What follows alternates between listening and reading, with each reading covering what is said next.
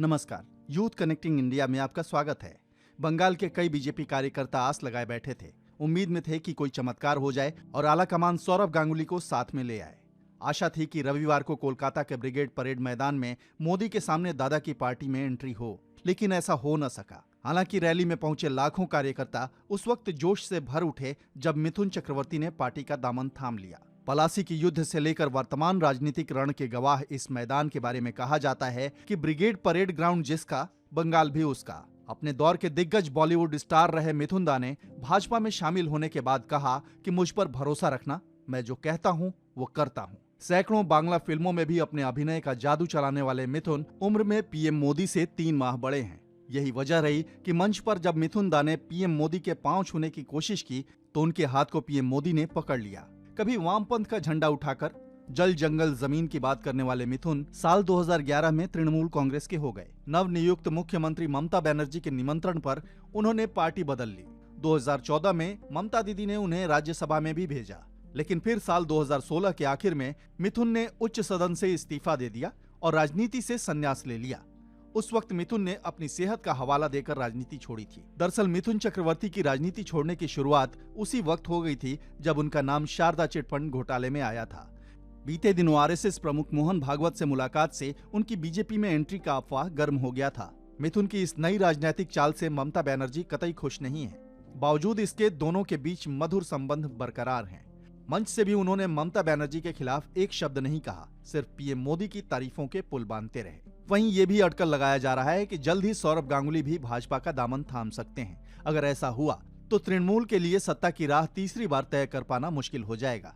इस सब के बीच राजनीतिक सफर शुरू करने के सवाल पर सौरभ गांगुली ने जो कहा वो इन कयासों को और बल दे रहा है कि ममता के खेला होबे वाले स्लोगन को कहीं भाजपा ने दिल से तो नहीं लगा लिया और पार्टी राज्य में खेला करने के चक्कर में लग गई।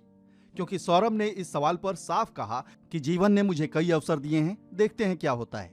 उनकी इस बात का मतलब साफ था कि अभी भी भाजपा में जाने के उनके आसार प्रबल हैं। सौरभ ने एक टीवी इंटरव्यू में इशारों में पीएम मोदी की तारीफ भी कर दी। उन्होंने कहा कि मैं हमेशा लोगों को सम्मान देता हूं क्योंकि मैं भी सम्मान चाहता हूं। राजनीति खराब नहीं है। हमारे देश में सबसे महान नेता हैं जो देश के लिए काम करते हैं, जो हमारी जनता को प्रभावित करते हैं। सौरभ गांगुली को प्यार से दादा कहा जाता है। दादा एक तरह से उनके नाम का पर्याय हो गया है। बंगाली में दादा का मतलब होता है बड़ा भाई।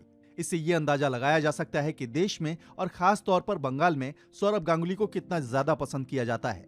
बीजेपी सौरभ गांगुली के साथ ही बंगाल के बेहद लोकप्रिय एक्टर प्रसेनजीत और मिथुन चक्रवर्ती को भी पार्टी में लाने की कोशिश में सफल होती दिख रही है। मिथुन दा को पार्टी में शामिल कर लेने के बाद अब अगला दांव पार्टी सौरभ गांगुली पर ही खेलने वाली है।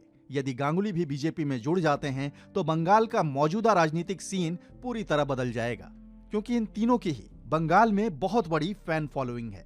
बीजेपी के लिए सौरभ गांगुली इसलिए भी जरूरी हो जाते हैं कि पार्टी के बाद बंगाल में अभी ऐसा कोई बेहद लोकप्रिय चेहरा नहीं है जिसके दम पर वोट बटोरे जा सकें।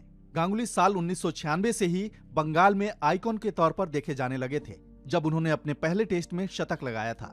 साल 2000 में भारतीय टीम के कप्तान बनने के बाद उनकी लोकप्रियता कई गुना बढ़ गई। 2003 में भारतीय टीम को विश्व कप फाइनल तक ले जाने के बाद सौरभ बंगाल के ही नहीं, देश के भी लाडले बन गए। गांगुली खासतौर पर युवाओं के बीच बेहद लोकप्रिय हुए। आईपीएल में केकेआर की तरफ से खेलते हुए भी उन्होंने यही पॉपुलैरिटी कायम रखी। फिर अक्टूबर 2019 में वे बीसीसीआई के अध्यक्ष बन गए, तो इसे बंगाली गौरव के तौर पर देखा गया। बीजेपी से उनकी नजदीकी होने के कई संकेत मिलते हैं, जैसे वे नेताजी सुभाष चंद्र बोस की 125वीं जयंती पर हुए कार्यक्रम में दिखे थे, जिसकी अध्यक्षता खुद पीएम मोदी ने की थी। इसके बाद बंगाल में बीजेपी के थिंक टैंक माने जाने वाले अनिबान गांगुली और भाजपा की कोर कमेटी के साथ भी गांगुली की फोटो सामने आई थी। पिछले साल दिसंबर में राज्यपाल जगदीप धनखड़ ने भी सौरभ से मुलाकात की थी। हाल ही में जब वे हॉस्पिटल में एडमिट हुए थे तो गृह मंत्री अमित शाह और पीएम मोदी ने फोन कर उनका हालचाल पूछा और बंगाल के भाजपा नेता उन्हें देखने हॉस्पिटल पहुंचे थे। ममता बनर्जी बीजेपी को लगातार बाहरी बता रही हैं, कह रही हैं कि कोई दिल्ली या गुजरात से बंगाल को नहीं चलाएगा। ऐसे में गांगुली के आने पर बीजेपी को एक बंगाली आइकन मिल जाएगा, बाहरी का मुद्दा खत्म हो जाएगा। गांगुली की लोकप्रियता का पार्टी को पूरे प्रदेश में फायदा होगा। ऐसे ही जरूरी और लेटेस्ट खबरों के लिए हमारे साथ जुड़े रहिए और हमारे चैनल को लाइक, शेयर और सब्सक्राइब कीजिए। धन्यवाद।